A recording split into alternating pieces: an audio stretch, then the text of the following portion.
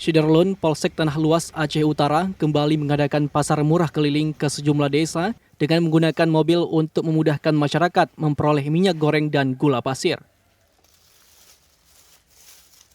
Pasar murah yang diadakan 15 April 2022 adalah kali kedua dalam bulan Ramadan 1443 Hijriah dalam rangka Jumat Berkah.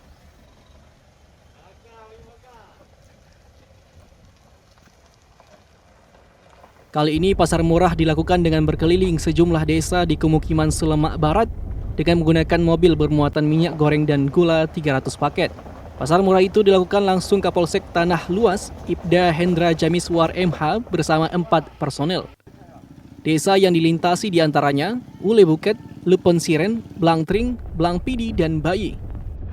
Disebutkan dalam pasar murah mobile, personil menjual barang kebutuhan masyarakat berupa minyak goreng sebanyak 300 liter dan gula pasir sebanyak 300 kg.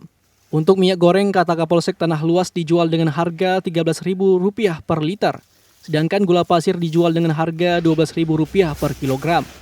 Disebutkan, pasar murah itu diadakan untuk membantu meringankan beban masyarakat di masa pandemi, khususnya menjangkau masyarakat wilayah pedalaman dalam Kemukiman Selemak Barat, serta sarana berbagi di bulan suci Ramadan.